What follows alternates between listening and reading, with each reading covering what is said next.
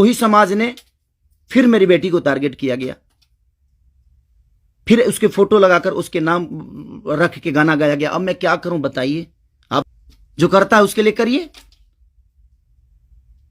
सुधर जाइए आप लोग। कुछ लोग, मैं जानता हूं ये कहां से बढ़ावा मिल रही है, इतना बुर्बक थोड़ी हूं। यहां से यहां तक पहुंचा हूं तो ऐसे थोड़ी पहुंचा हूं, सबको देख के पहुंचा हूं। तो प्लीज फैमिली को टारगेट मत करो।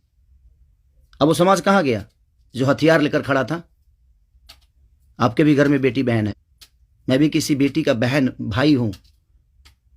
के लोग हैं ना वो जो मुझे परेशान कर रहे हैं, क्या मानूं मैं? प्लीज, मैं लंदन में हूं, मैं अपना काम कर रहा हूं और मैं काम ही करता हूं, राजनीति नहीं करता।